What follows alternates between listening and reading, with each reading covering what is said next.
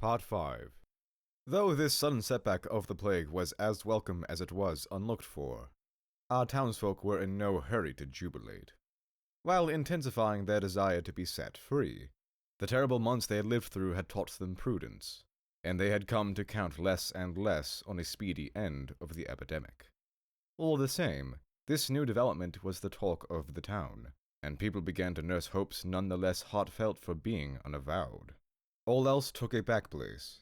That daily there were new victims counted for little beside that staggering fact. The weekly total showed a decrease. One of the signs that a return to the golden age of health was secretly awaited was that our fellow citizens, careful though they were not to voice their hope, now began to talk in, it is true, a carefully detached tone, of the new order of life that would be set in after the plague. All agreed that the amenities of the past couldn't be restored at once. Destruction is an easier, speedier process than reconstruction. However, it was thought that a slight improvement in the food supply could safely be counted on, and this would relieve what was just now the acutest worry of every household.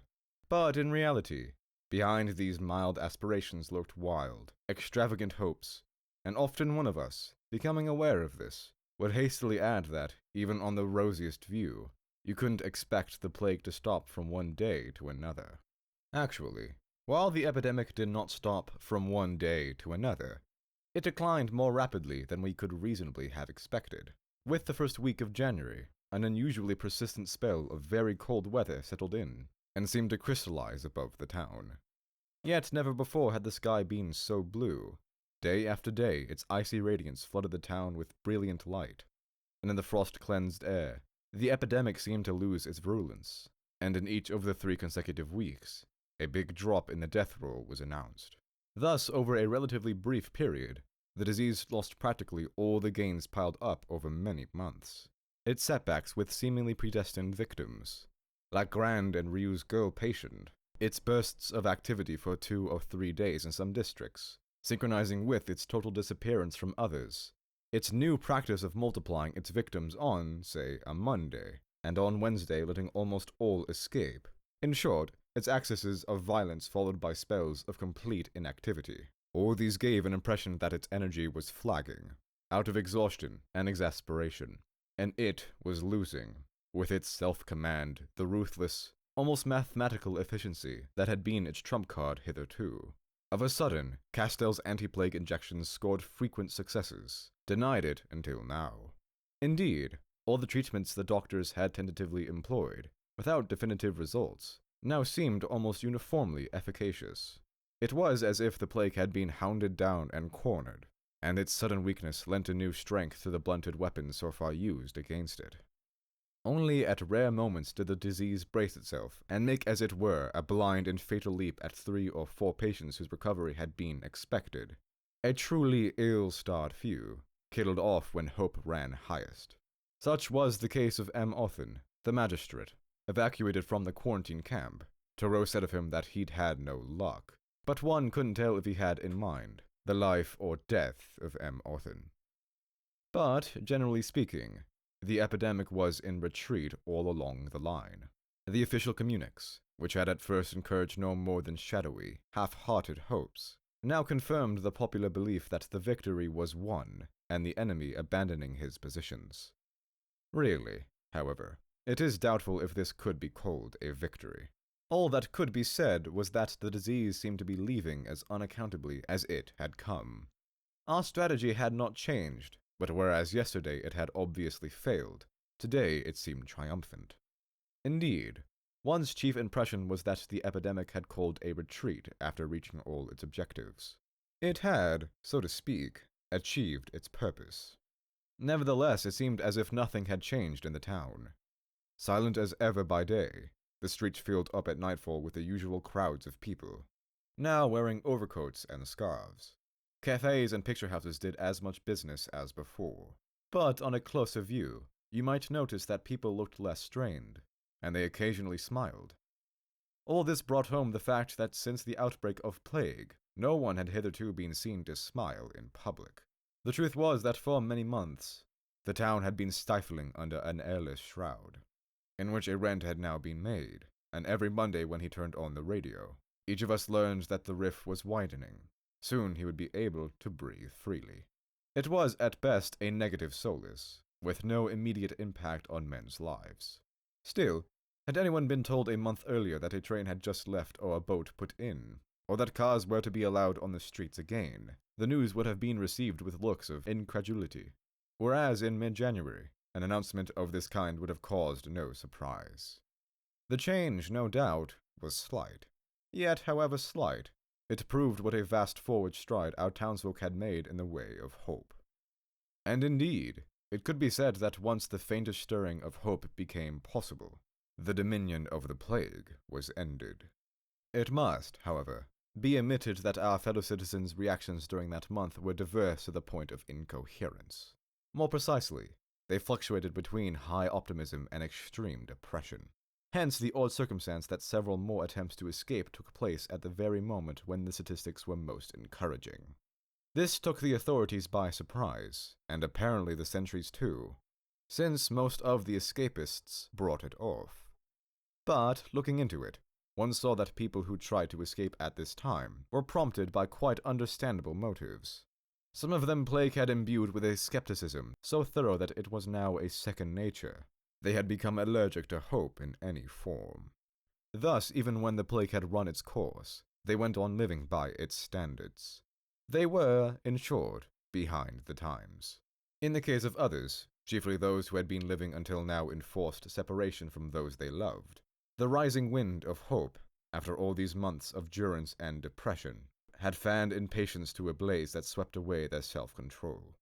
They were seized with a sort of panic at the thought that they might die so near the goal, and never see again the ones they loved, and their long privation have no recompense. Thus, though for weary months and months they had endured their long ordeal with dogged perseverance, the first thrill of hope had been enough to shatter what fear and hopelessness had failed to impair. And in the frenzy of their haste, they tried to outstrip the plague, incapable of keeping pace with it up to the end.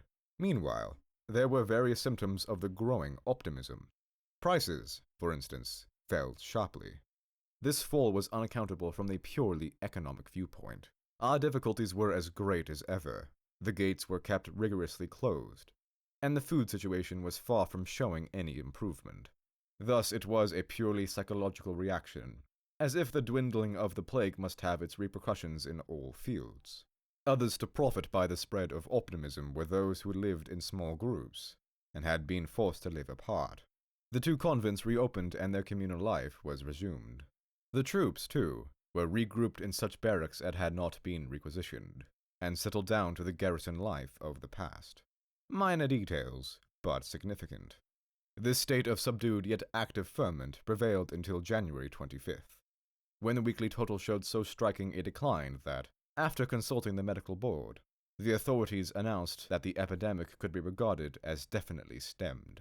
True, the communique went on to say that, acting with a prudence of which the population would certainly approve, the prefect had decided that the gates of the town were to remain closed for 2 weeks more, and the prophylactic measures to remain in force for another month.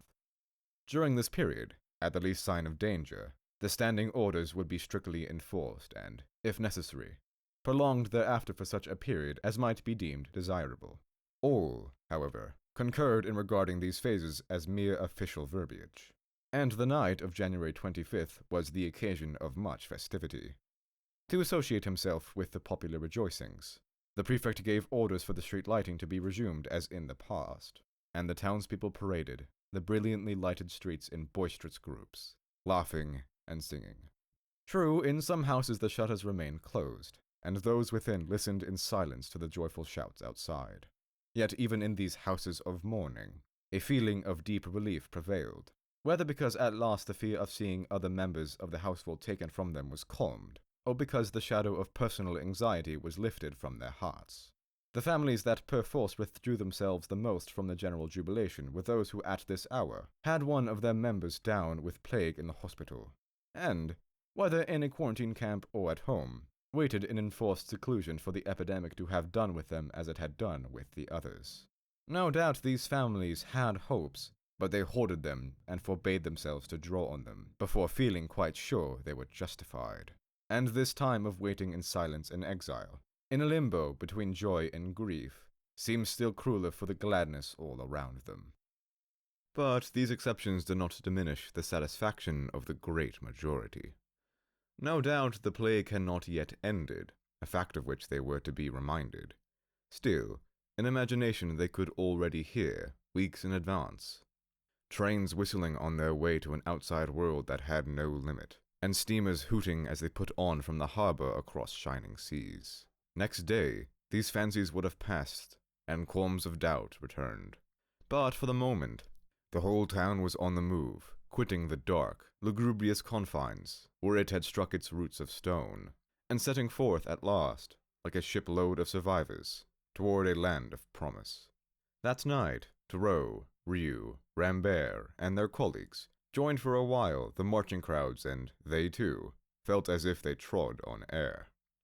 Long after they had turned off the main streets, even when in empty byways they walked past shuttered houses, the joyful clamor followed them up, and because of their fatigue, somehow they could not disassociate the sorrow behind those closed shutters from the joy filling the central streets. Thus the coming liberation had a twofold aspect, of happiness and tears. At one moment, when the cries of exultation in the distance were swelling to a roar, Thoreau stopped abruptly. A small, sleek form was scampering along the roadway. A cat, the first cat any of them had seen since spring. It stopped in the middle of the road, hesitated, licked a paw and quickly passed it behind its right ear. Then it started forward again and vanished into the darkness. Thoreau smiled to himself. The little old man on the balcony, too, would be pleased. But in those days when the plague seemed to be retreating, slinking back to the obscure lair from which it had stealthily emerged, at least one person in the town viewed this retreat with consternation. If Thoreau's notes are to be trusted, that man was Cottard. To tell the truth, these diary notes take a rather curious turn from the date on when the death returns begin to drop. The handwriting becomes much harder to read, this may have been due to fatigue, and the diarist jumps from one topic to another without transition. What is more, these latter notes lack the objectivity of the earlier notes. Personal considerations creep in. Thus, sandwiched between the long passages dealing with the case of Cottard, we find a brief account of the old man and the cats. Thoreau conveys to us that the plague had in no wise lessened his appreciation of the old fellow, who continued equally to interest him after the epidemic had run its course. Unfortunately, he could not go on interesting him, and this through no lack of good intentions on Thoreau's part. He had done his best to see him again. Some days after that memorable 25th of January, he stationed himself at the corner of the little street. The cats were back at their usual places, basking in the patches of sunlight. But at the ritual hour, the shutters stayed closed, and never once did Thoreau see them open on the following days. He drew the rather odd conclusion that the old fellow was either dead or vexed. If vexed, the reason being that he thought he had been right, and the plague had put him in the wrong.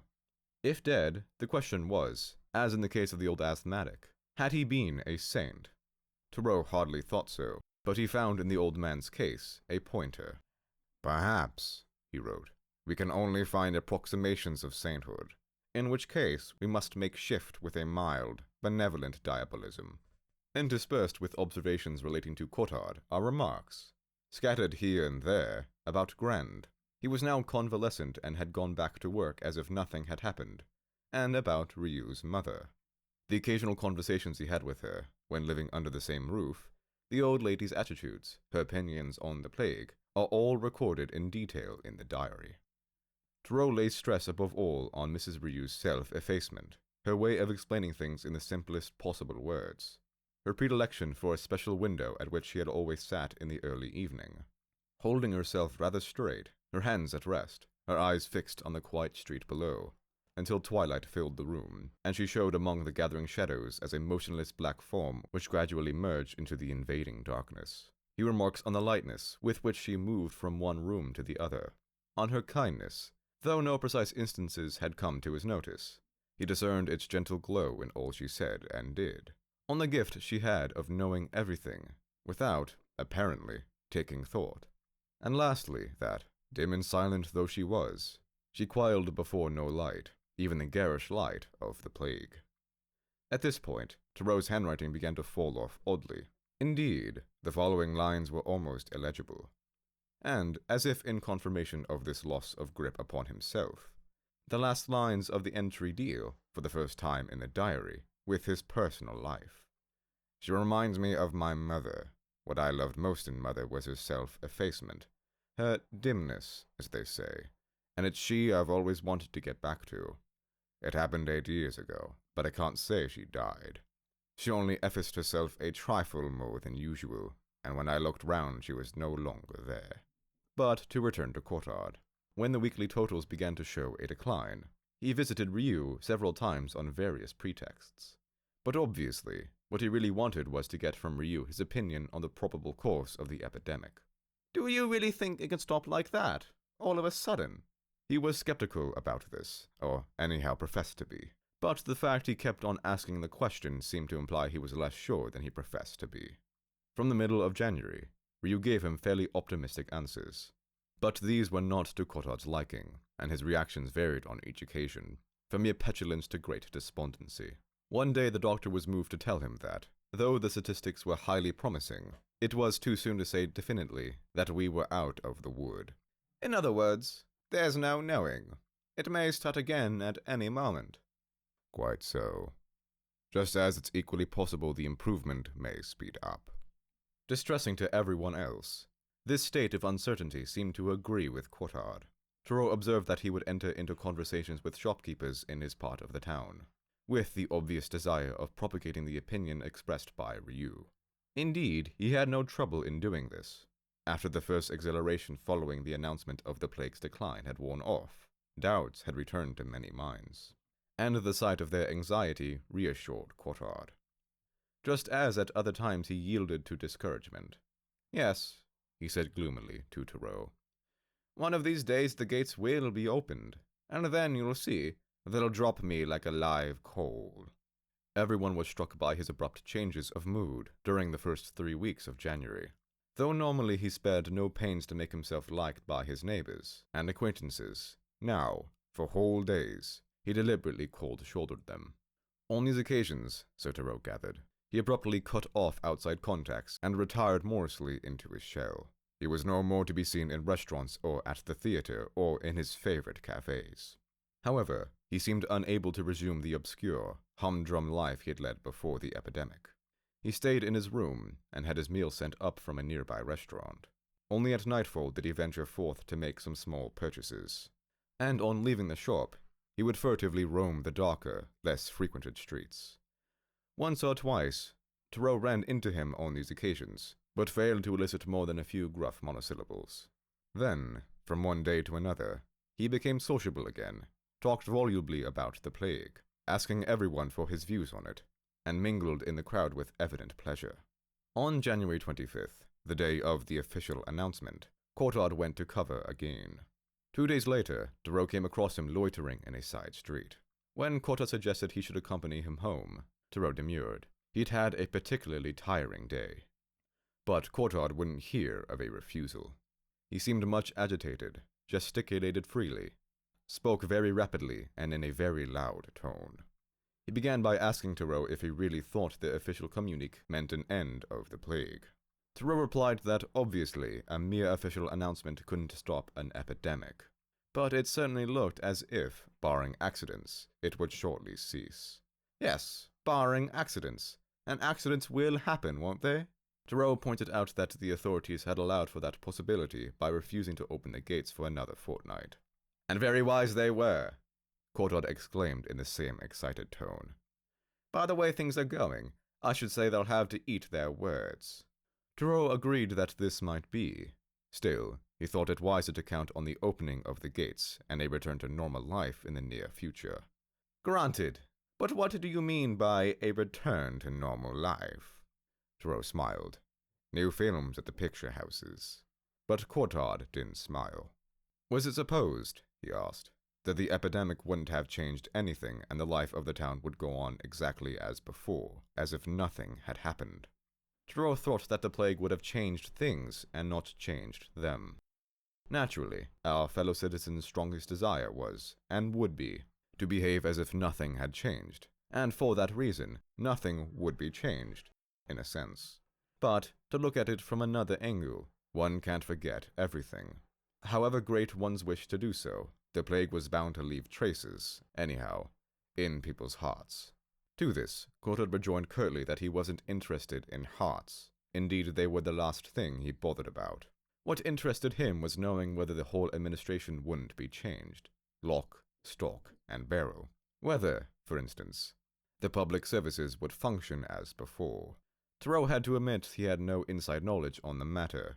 His personal theory was that after the upheaval caused by the epidemic, there would be some delay in getting these services underway again. Also, it seemed likely that all sorts of new problems would arise, and necessitate at least some reorganization of the administrative system. Courtauld nodded. Yes, that's quite on the cards. In fact, everyone will have to make a fresh start. They were nearing Courtauld's house. He now seemed more cheerful, determined to take a rosier view of the future. Obviously, he was picturing the town entering on a new lease of life, blotting out its past and starting again with a clean sheet. So that's that, Thoreau smiled. Quite likely things will all pan out right for you, too. Who can say? It'll be a new life for all of us, in a manner of speaking. They were shaking hands at the door of the apartment house where Courtauld lived. Quite right. Courtauld was growing more and more excited. That would be a great idea, starting again with a clean sheet. Suddenly, from the lightless hall, two men emerged. Thoreau had hardly time to hear his companion mutter, "Now, what do these birds want?"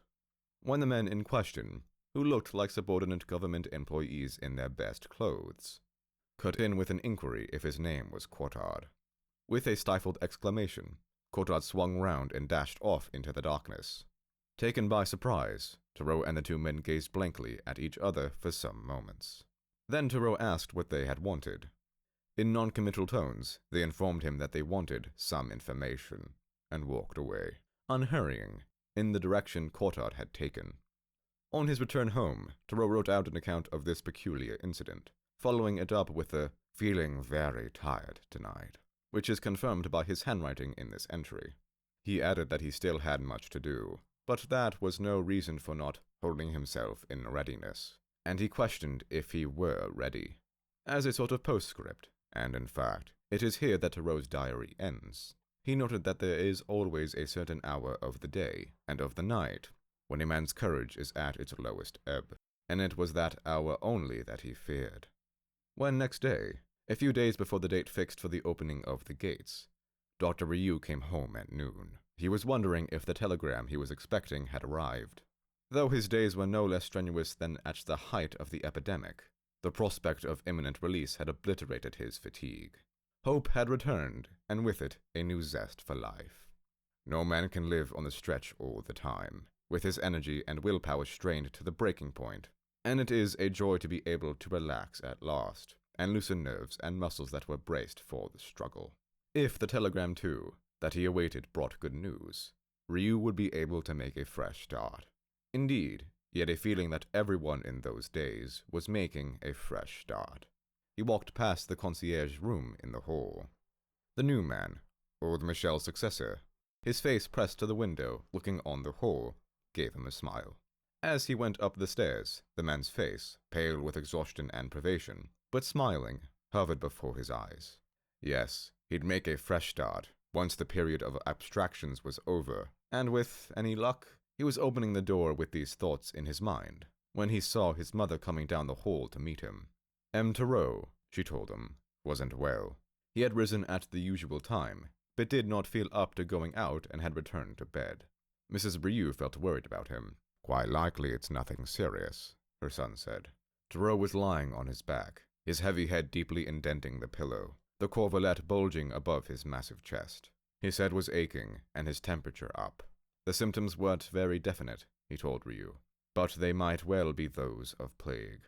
After examining him, Ryu said, "No, there's nothing definitive as yet." But Thoreau also suffered from a raging thirst, and in the hallway, the doctor told his mother that it might be plague. "Oh," she exclaimed, "surely that's not possible, not now." And after a moment added, "Let's keep him here, Bernard." Ryu pondered. "Strictly speaking, I've no right to do that," he said doubtfully. "Still, the gate will be opened quite soon. If you weren't here, I think I'd take it on myself. Bernard, let him stay, and let me stay too. You know, I've just had another inoculation. The doctor pointed out that Tarot, too, had had inoculations, though it was possible, tired as he was, he'd overlooked the last one or omitted to take necessary precautions. Ryu was going to the surgery as he spoke, and when he returned to the bedroom, Tarot noticed that he had a box of the big ampules containing the serum. "Ah, so it is that," he said. "Not necessarily, but we mustn't run any risks." Without replying, Tarot extended his arm and submitted to the prolonged injections he himself had so often administered to others. "We'll judge better this evening." Ryu looked Tarot in the eyes. "But what about isolating me, Ryu?" "It's by no means certain that you have plague." Tarot smiled with an effort. "Well, it's the first time I've known you do the injection without ordering the patient off to the isolation ward." Ryu looked away. "You'd better be here. My mother and I will look after you." Tarot said nothing, and the doctor, who was putting away the ampules in the box, waited for him to speak before looking round. But still Tarot said nothing, and finally Ryu went up to the bed. The sick man was gazing at him steadily, and though his face was drawn, the grey eyes were calm. Ryu smiled down on him. "Now try to sleep. I'll be back soon." As he was going out, he heard Tarot calling and turned back. Tarot's manner had an odd effect, as though he were at once trying to keep back what he had to say and forcing himself to say it. "Ryu," he said at last, "you must tell me the whole truth. I count on that." "I promise it." Tarot's heavy face relaxed in a brief smile. "Thanks. I don't want to die, and I shall put up a fight. But if I lose the match, I want to make a good end of it." Bending forward, Ryu pressed his shoulder. "No. To become a saint, you need to live, so fight away." In the course of that day, the weather, which after being very cold had grown slightly milder, broke in a series of violent hailstorms followed by rain. At sunset the sky cleared a little, and it was bitterly cold again. Ryu came home in the evening. His overcoat still on, he entered his friend's bedroom. Tarot did not seem to have moved, but his set lips, drained white by fever, told of the effort he was keeping up. "Well?" Ryu asked. Tarot raised his broad shoulders a little out of the bedclothes. "Well," he said, "I'm losing the match." The doctor bent over him. Ganglia had formed under the burning skin, and there was a rumbling in his chest, like the sound of a hidden forge. The strange thing was that Tarot showed symptoms of both varieties of plague at once. Ryu straightened up and said the serum hadn't yet had time to take effect. An uprush of fever in his throat drowned the few words that Tarot tried to utter. After dinner, Ryu and his mother took up their posts at the sick man's bedside. The night began with a struggle, and Ryu knew that this grim wrestling with the angel of plague was to last until dawn. In this struggle, Tarot's robust shoulders and chest were not his greatest assets, rather, the blood that is spurted under Ryu's needle, and, in this blood, that something more vital than the soul, which no human skill can bring to light. The doctor's task could only be to watch his friend struggle. As to what he was about to do, the stimulants to inject, the abscesses to stimulate, many months' repeated failures had taught him to appreciate such expedients at their true value. Indeed, the only way in which he might help was to provide opportunities for the beneficence of chance, which too often stays dormant unless roused to action. Luck was an ally he could not dispense with, for Ryu was confronted by an aspect of the plague that baffled him. Yet again it was doing all it could to confound the tactics used against it. It launched attacks in unexpected places, and retreated from those where it seemed definitely lodged. Once more it was out to darken counsel. Tarot struggled without moving. Not once in the course of the night did he counter the enemy's attacks by restless agitation. Only with all his stolid bulk, with silence, did he carry on the fight. Nor did he even try to speak, thus intimidating, after his fashion, that he could no longer let his intentions spray. Ryu could follow the vicissitudes of the struggle only in his friend's eyes, now open and now shut, in the eyelids, now more closely wedged to the eyeball, now distended, and in his gaze fixed on some object in the room, or brought back to the doctor and his mother. And each time it met the doctor's gaze, with a great effort, Tarot smiled. At one moment there came a sound of hurrying footsteps in the street. They were in flight before a distant throbbing, which gradually approached until the street was loud with the clamor of the downpour. Another rain squall was sweeping the town, mingled presently with hailstones that clattered on the sidewalk. Window awnings were flapping wildly. Ryu, whose attention had been diverted momentarily by the noises of the squall, looked again across the shadows at Taro's face, on which fell the light of a small bedside lamp. His mother was knitting, raising her eyes now and then from her work to gaze at the sick man. The doctor had done everything that could be done. When the squall had passed, the silence in the room grew denser, filled only by the silent turmoil of the unseen battle. His nerves overwrought by sleeplessness, the doctor fancied he could hear, on the edge of the silence, that faint, eerie sibilance which had haunted his ears ever since the beginning of the epidemic.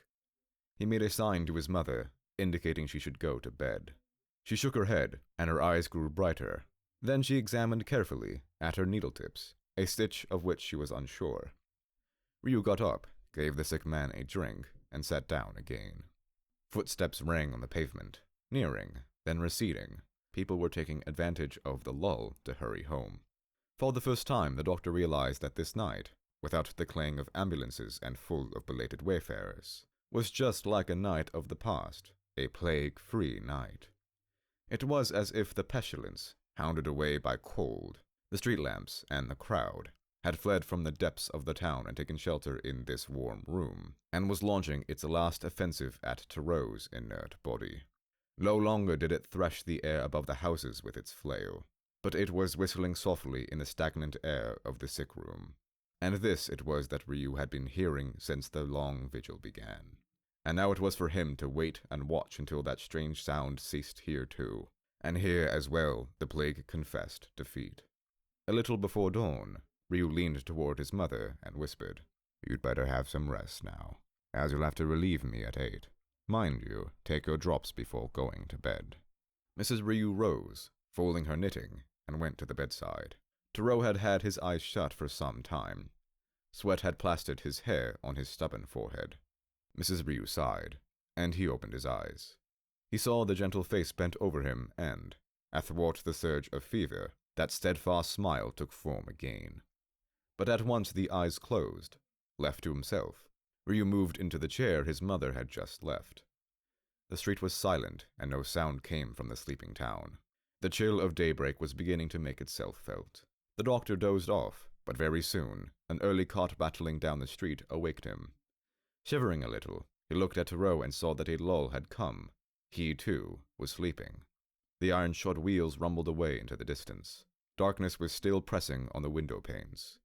When the doctor came beside the bed, Taro gazed at him with expressionless eyes, like a man still on the frontier of sleep. "You slept, didn't you?" Ryu asked. "Yes. Breathing better?" "A bit. Does that mean anything?" Ryu kept silent for some moments, then he said, "No, Taro, it doesn't mean anything. You know as well as I that there's often a remission in the morning." "Thanks," Taro nodded his approval. "Always tell me the exact truth." Ryu was sitting on the side of the bed. Beside him he could feel the sick man's legs, stiff and hard as the limbs of an effigy on a tomb. Taro was breathing with more difficulty. "The fever'll come back soon, won't it, Ryu?" he gasped. "Yes, but at noon we shall know where we stand." Taro shut his eyes. He seemed to be mustering up his strength. There was a look of utter weariness on his face. He was waiting for the fever to rise, and already it was stirring somewhat in the depths of his being. When he opened his eyes, his gaze was misted. It brightened only when he saw Ryu bending over him, a tumbler in his hand. "Drink." Taro drank, then slowly lowered his head onto the pillow. "It's a long business," he murmured. Ryu clasped his arm, but Taro, whose head was averted, showed no reaction. Then suddenly, as if some inner dike had given way without warning, the fever surged back, dyeing his cheeks and forehead. Taro's eyes came back to the doctor, who, bending again, gave him a look of affectionate encouragement. Taro tried to shape a smile, but it could not force its way through the set jaws and lips welded by dry saliva. In the rigid face only the eyes lived still, glowing with courage. At 7, Mrs. Ryu returned to the bedroom. The doctor went to the surgery to ring up the hospital and arrange for a substitute. He also decided to postpone his consultations. then lay down for some moments on the surgery couch. 5 minutes later, he went back to the bedroom. Dro's face was turned toward Mrs. Ryu, who was sitting close beside the bed, her hands folded on her lap. In the dim light of the room, she seemed no more than a darker patch of shadow. Taro gazed at her so intently that, putting a finger to her lips, Mrs. Ryu rose and switched off the bedside lamp. Behind the curtains, the light was growing, and presently, when the sick man's face grew visible, Mrs. Ryu could see his eyes still intent on her. Bending above the bed, she smoothed out the bolster, and, as she straightened up, laid her hand for a moment on his moist, tangled hair. Then she heard a muffled voice, which seemed to come from very far away, a murmur, "Thank you," and that all was well now.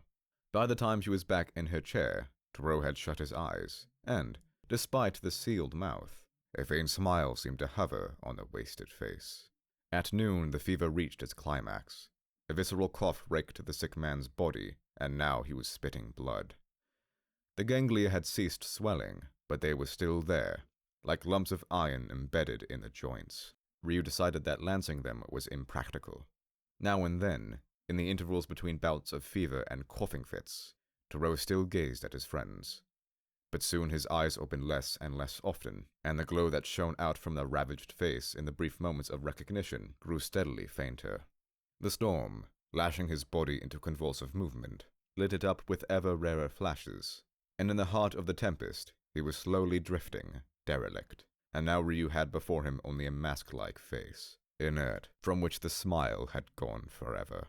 This human form, his friends, lacerated by the spear thrusts of the plague, consumed by searing, superhuman fires, buffeted by all the raging winds of heaven, was foundering under his eyes in the dark flood of the pestilence, and he could do nothing to avert the wreck. He could only stand, unavailing, on the shore, empty-handed and sick at heart, unarmed and helpless yet again under the onset of calamity. And thus, when the end came, the tears that blinded Ryu's eyes were tears of impotence, and he did not see Taro roll over, face to the wall, and die with a short, hollow groan as if somewhere within him an essential cord had snapped. The next night was not one of struggle, but of silence. In the tranquil death chamber, beside the dead body now in everyday clothing, here too, Ryu felt it brooding, that elemental peace which, when he was sitting many nights before on the terrace high above the plague, had followed the brief foray at the gates. Then, already, it had brought to his mind the silent brooding over the beds in which he had let men die. There as here, it was the same solemn pause. The lull that follows battle, it was the silence of defeat. But the silence now enveloping his dead friend, so dense, so much akin to the nocturnal silence of the streets and of the town set free at last, made Ryu cruelly aware that this defeat was final, the last disastrous battle that ends a war, and makes peace itself an ill beyond all remedy. The doctor could not tell if Taro had found peace, now that all was over, but for himself, he had a feeling that no peace was possible for him henceforth, any more than there can be an armistice for a mother bereaved of her son or for a man who buries his friend. The night was cold again, with frosty stars sparkling in a clear, wintry sky, and in the dimly lit room, they felt the cold pressing itself to the window panes and heard the long, silvery suppuration of a polar night. Mrs. Ryu sat near the bed in her usual attitude, her right side lit up by the bedside lamp. In the corner of the room, outside the little zone of light, Ryu sat, waiting. Now and then thoughts of his wife waylaid him, but he brushed them aside each time. When the night began, the heels of passers-by had rung briskly in the frozen air. "Have you attended to everything?" Mrs. Ryu had asked. "Yes, I've telephoned." Then they resumed their silent vigil. From time to time, Mrs. Ryu stole a glance at her son, and whenever he caught her doing this, he smiled. Out in the street, the usual nighttime sounds bridged the long silences. A good many cars were on the road again, though officially this was not yet permitted. They sped past with a long hiss of tires on the pavement, receded, and returned.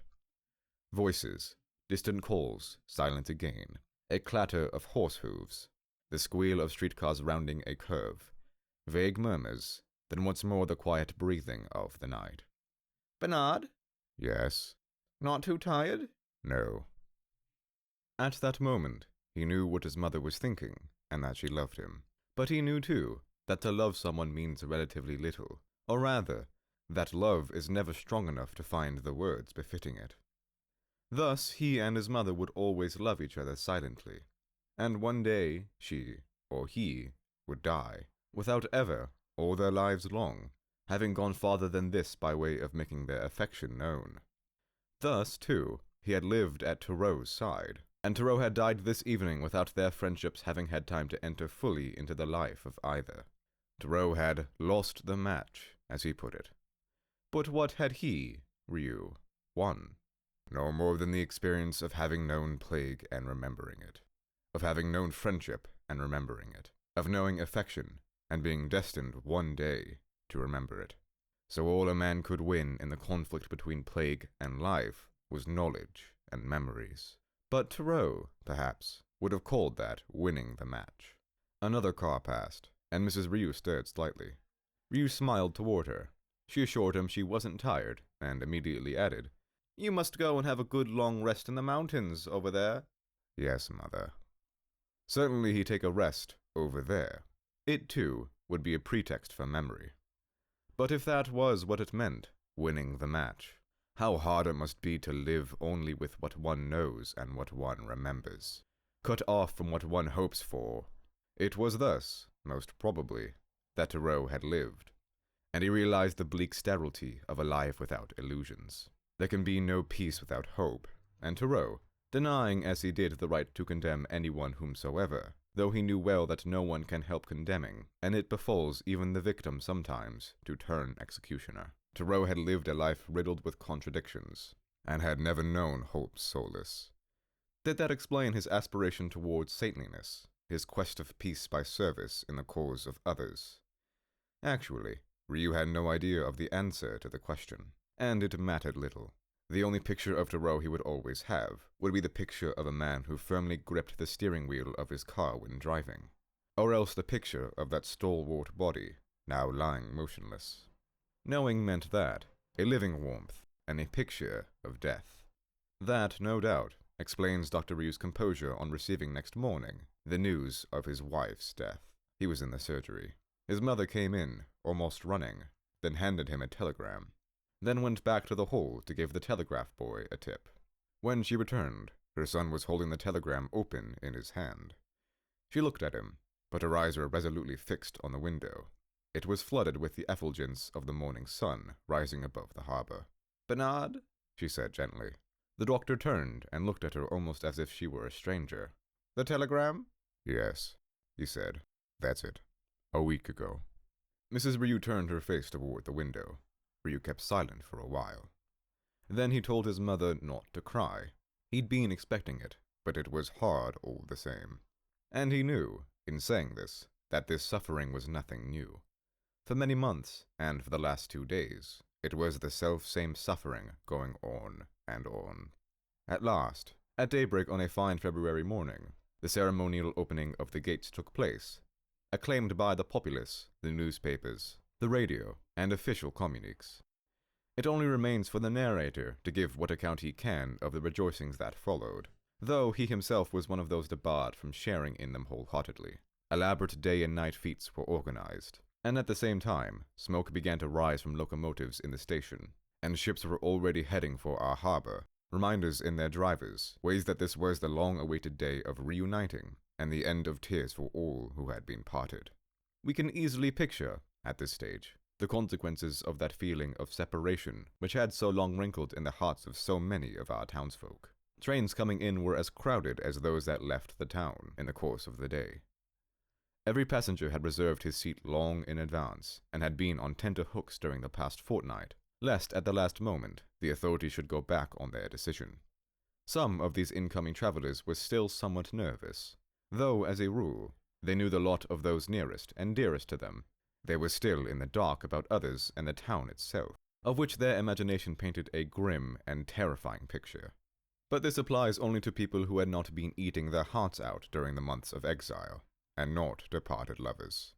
The lovers, indeed, were wholly wrapped up in their fixed idea, and for them, one thing only had changed. Whereas during those months of separation, time had never gone quickly enough for their liking, and they were always wanting to speed its flight. Now that they were in sight of the town, they would have liked it to slow down and hold each moment in suspense, once the brakes went on and the train was entering the station. For the sensation, confused perhaps, but nonetheless poignant for that, of all those days and weeks and months of life lost to their love, made them vaguely feel they were entitled to some compensation. This present hour of joy should run at half the speed of those long hours of waiting, and the people who awaited them at home or on the platform. Among the latter, Rambert, whose wife, warned in good time, had got busy at once and was coming by the first train, were likewise fretting with impatience and quivering with anxiety. For even Rambert felt a nervous tremor at the thought that soon he would have to confront a love and a devotion that the plague months had slowly refined to a pale abstraction, with the flesh and blood woman who had given rise to them. If only he could put the clock back and be once more the man who, at the outbreak of the epidemic, had had only one thought and one desire: to escape and return to the woman he loved.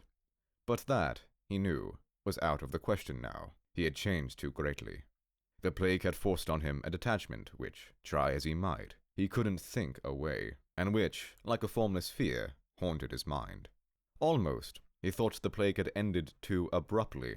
He hadn't had time to pull himself together. Happiness was bearing down on him full speed, the event outrunning expectation. Rambert understood that all would be restored to him in a flash, and joy break on him like a flame with which there is no dallying.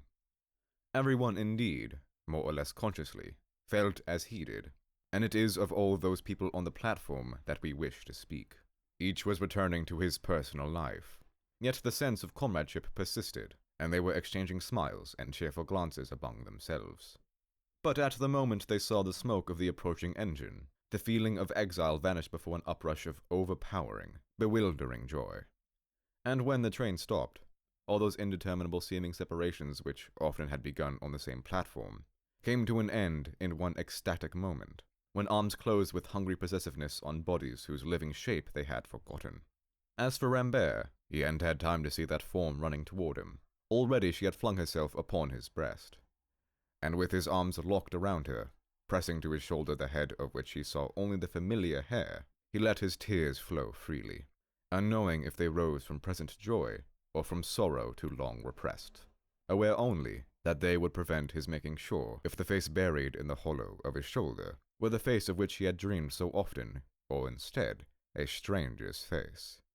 For the moment, he wished to behave like all those others around him who believed, or made believe, that plague can come and go without changing anything in men's hearts.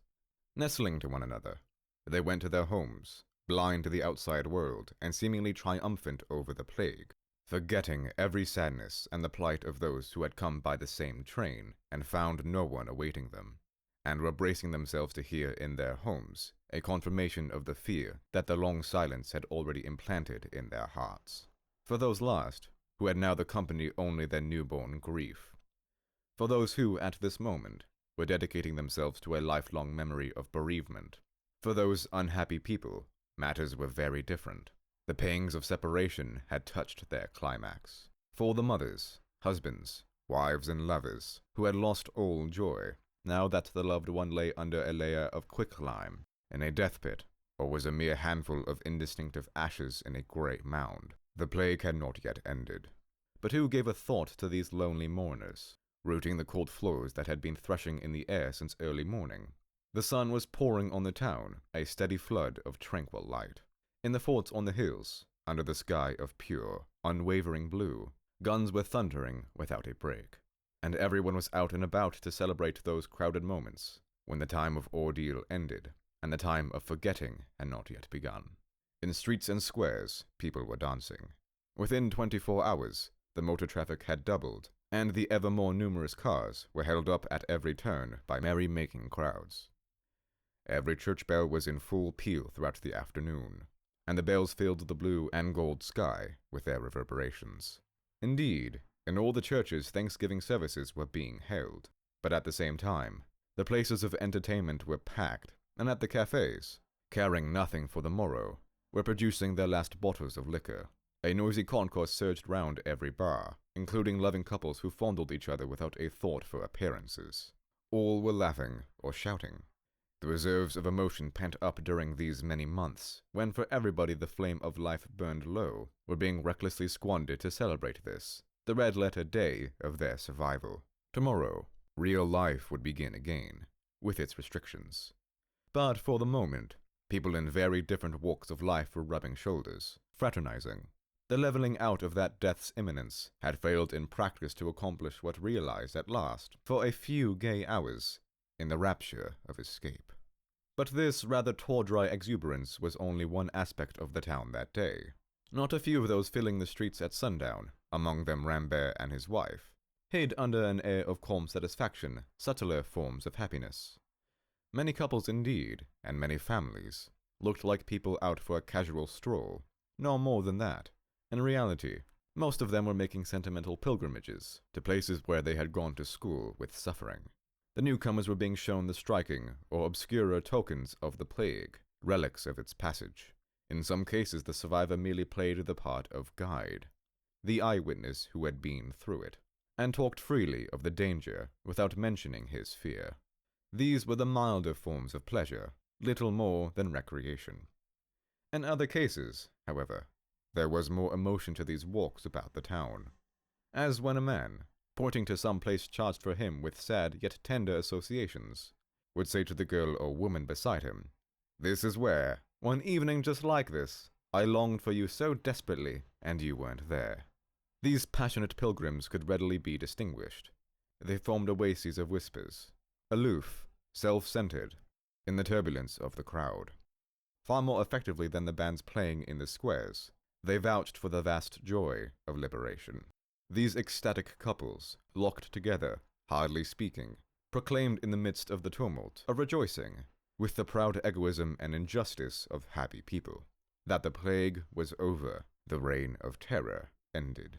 Calmly they denied, in the teeth of the evidence, that we had ever known a crazy world in which men were killed off like flies, or that precise savagery, that calculated frenzy of the plague, which instilled an odious freedom as to all that they were not the here and now, or those charnel house stenches which stupefied whom they did not kill.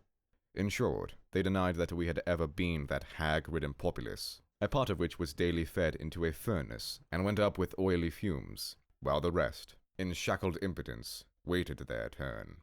That, anyhow, was what seemed evident to Ryu when, toward the close of the afternoon, on his way to the outskirts of the town, he walked alone in an uproar of bells, guns, bands, and deafening shouts. There was no question of his taking a day off. Sick men have no holidays.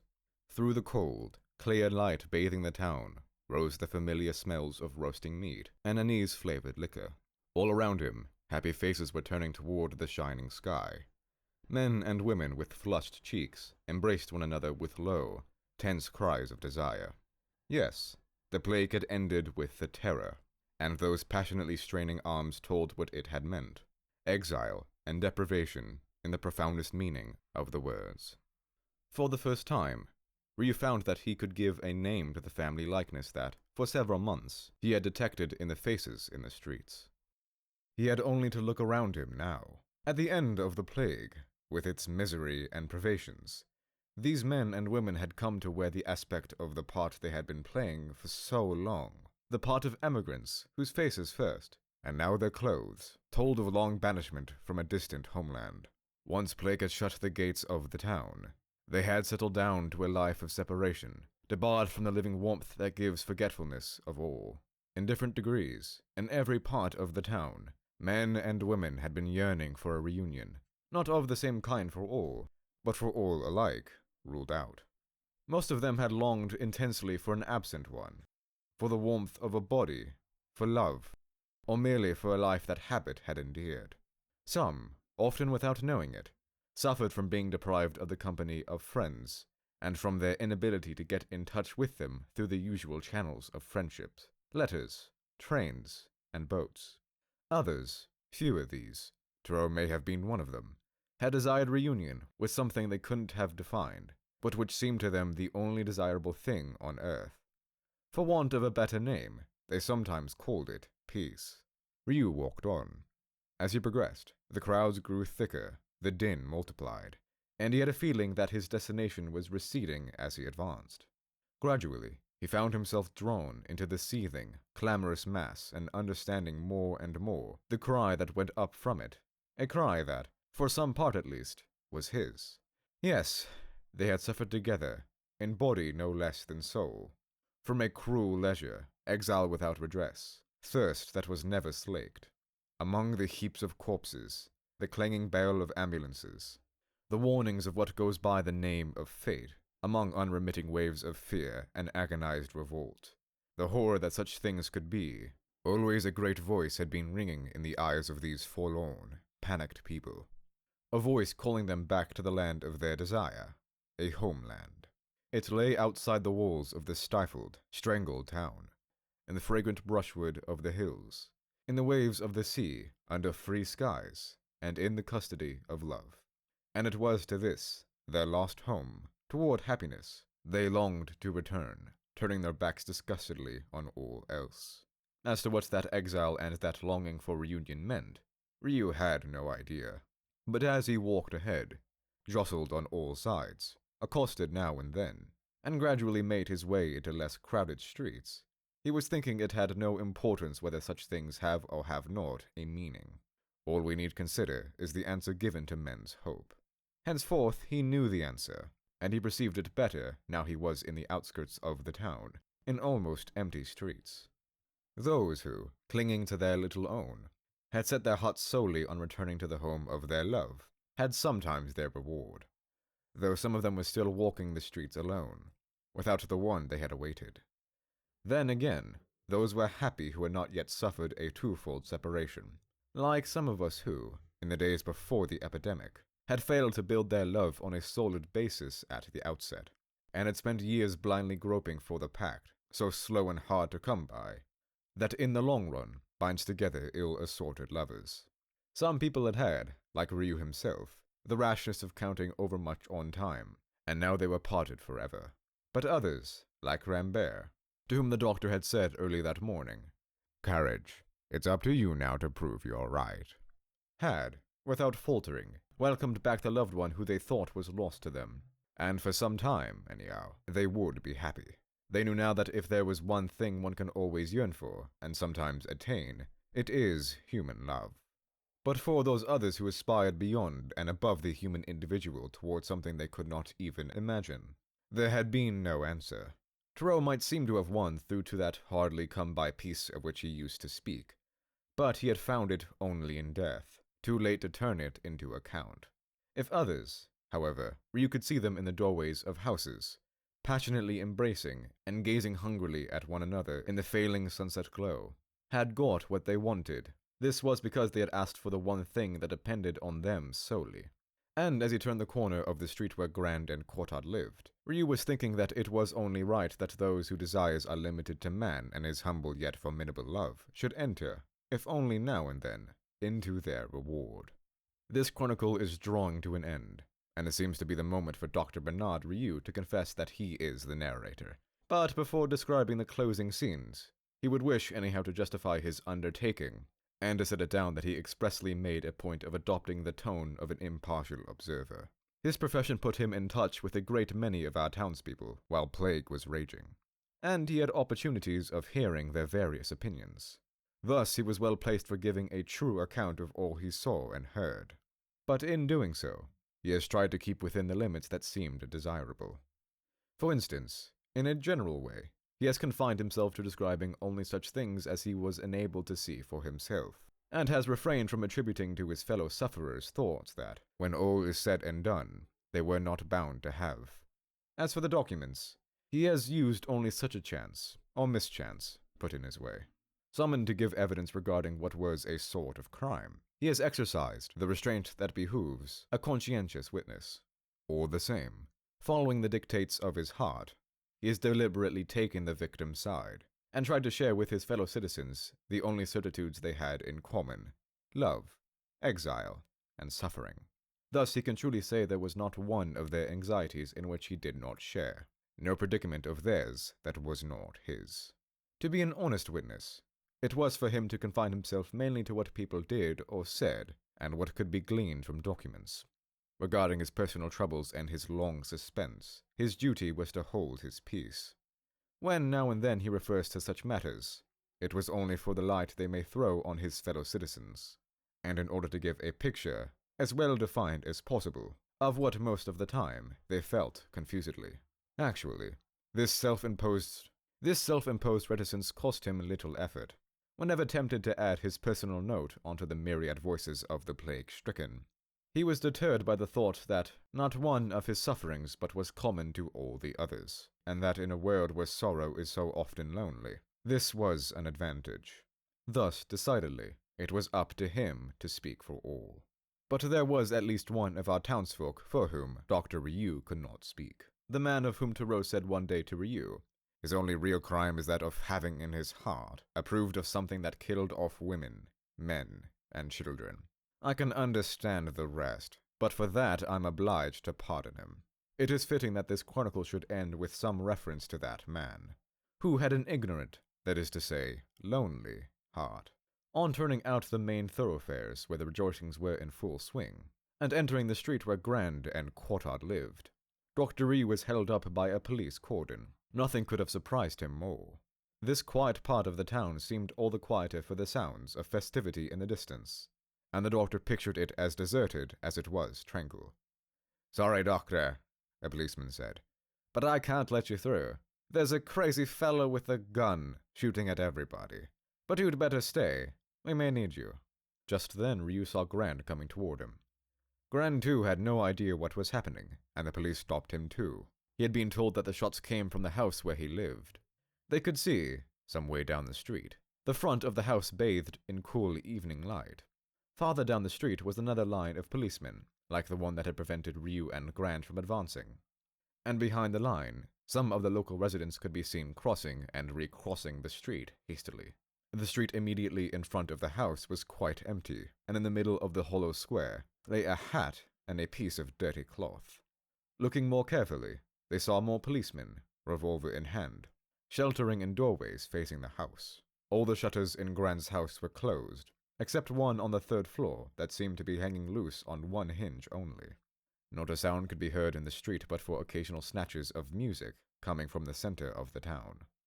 Suddenly, two revolver shots rang out. They came from one of the buildings opposite, and some splinters flew off the dismantled shutter. Then silence came again.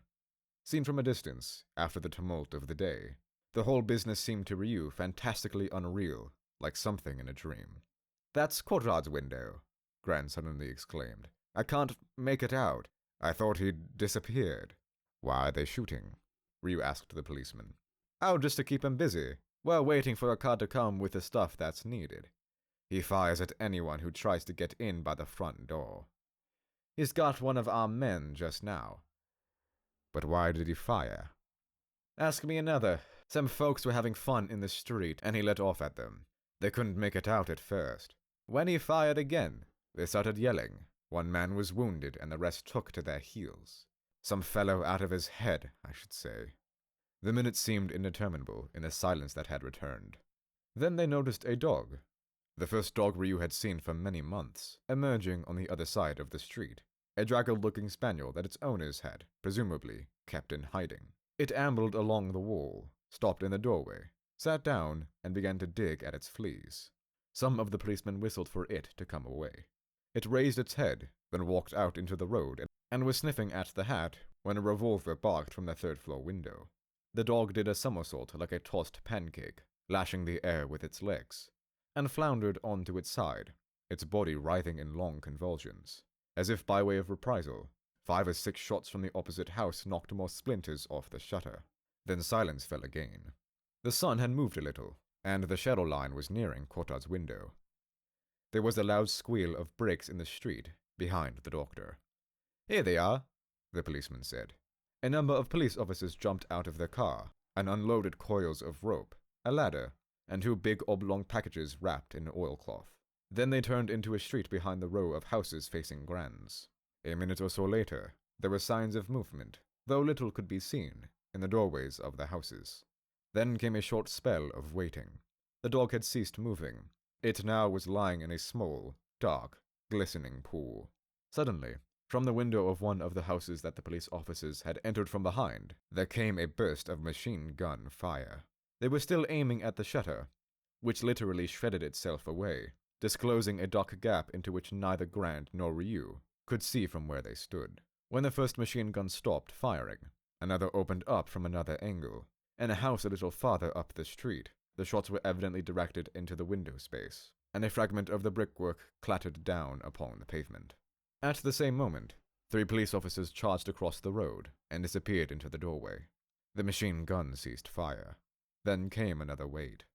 2 muffled detonations sounded inside the house, followed by a confused hubbub growing steadily louder, until they saw a small man in his shirt sleeves, screaming at the top of his voice, being carried more than dragged out by the doorway. As if at an unexpected signal, all the shutters in the street flew open, and excited faces lined the windows, while people streamed out of the houses and jostled the lines of police. Ryu had a brief glimpse at the small man, on his feet now, in the middle of the road, his arms pinioned behind him by 2 police officers. A policeman went up and dealt him 2 hard blows with his fist, quite calmly, with a sort of conscientious thoroughness. "It's Courtard!" Grant's voice was shrill with excitement. "He's gone mad!" Courtard had fallen backwards, and the policeman launched a vigorous kick into the crumpled mass sprawling on the floor. Then a small, surging group began to move toward the doctor and his old friend. "Stand clear!" the policeman bawled. Ryu looked away when the group, Courtard and his captors, passed him. The dusk was thickening into night when Grant and the doctor made a move at last. The Courtard incident seemed to have shaken the neighborhood out of its normal lethargy, and even these remote streets were becoming crowded with noisy merrymakers. On his doorstep, Grant bade the doctor a good night. He was going to put in an evening's work, he said. Just as he was starting up the stairs, he added that he'd written to Jian and was feeling much happier. Also, he made a fresh start with his phrase. "I've cut out all the adjectives." And, with a twinkle in his eye, he took his hat off, bringing it low in a courtly sweep. But Ryu was thinking of Courtard, and the dull thud of fists belaboring the wretched man's face haunted him as he went to visit his old asthma patient. Perhaps it was more painful to think of a guilty man than of a dead man. It was quite dark by the time he reached his patient's house. In the bedroom, the distant clamor of a populace rejoicing in its new-won freedom could be faintly heard, and the old fellow was as usual, transposing peas from one pan to another. "They're quite right to amuse themselves," he said. "It takes all sorts to make a world, as they say. And your colleague, Doctor, how's he getting on?" "He's dead." Ryu was listening to his patient's rumbling chest. "Ah, really?" The old fellow seemed embarrassed. "Of plague." "Yes," the old man said after a moment's silence. "It's always the best who go. That's how life is." He was a man who knew what he wanted. "Why do you say that?" The doctor was putting back his stethoscope. "Oh, for no particular reason. Only, well, he never talked just for talking's sake. I'd rather cotton to him. But there you are. All you folks are saying, it was plague. We've had the plague here. You'd almost think they expected to be given medals for it. But what does that mean? Plague. Just life. No more than that." "Do your inhalations regularly?" "Don't worry about me, Doctor. There's lots of life in me yet, and I'll see 'em all into their graves. I know how to live." A burst of joyful shouts in the distance seemed an echo of his boast. Halfway across the room, the doctor halted. "Would you mind if I go up on the terrace?" "Of course not. You'd like to have a look at them, that it? But they're just the same as ever, really." When Ryu was leaving the room, a new thought crossed his mind. "I say, Doctor, is it a fact they're going to put up a memorial to the people who died of plague?" "So the papers say. A monument or just a tablet?"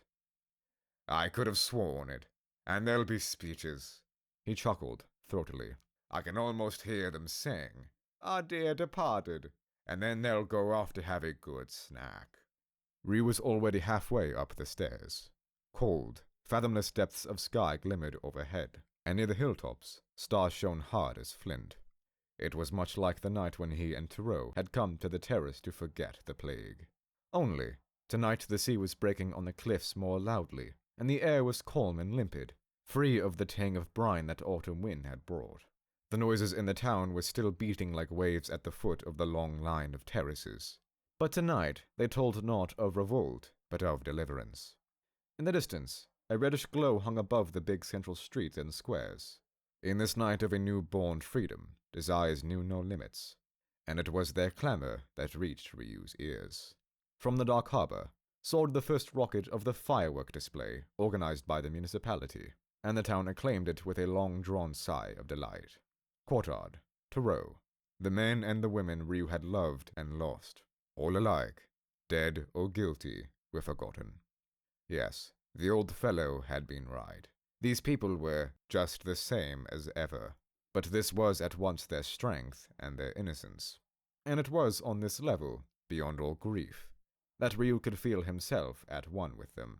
And it was in the midst of shouts rolling across the terrace walls in massive waves that waxed in volume and duration, while cataracts of colored fire fell thicker through the darkness, that Dr. Ryu resolved to compile this chronicle, so that he should not be one of those who hold their peace, but should bear witness in favor of those plague-stricken people, so that some memorial of the injustice and outrage done them might endure, and to state quite simply what we learn in a time of pestilence, that there are more things to admire in men than to despise. Nonetheless, he knew that the tale he had to tell could not be one of a final victory. It could only be the record of what had to be done, and what assuredly would have to be done again in the never-ending fight against terror and its relentless onslaughts, despite their personal afflictions, by all who, while unable to be saints but refusing to bow down to pestilences, strive their utmost to be healers. And indeed, as he listened to the cries of joy rising from the town, Ryu remembered that such joy is always imperiled. He knew what those jubilant crowds did not know, but could have learned from books, that the plague bacillus never dies or disappears for good, that it can lay dormant for years and years in furniture and linen chests, that it bides its time in bedrooms, cellars, trunks, and bookshelves, and that perhaps the day would come when, for the bane and the enlightening of men, it would rouse up its rats again, and send them forth to die in a happy city. The end.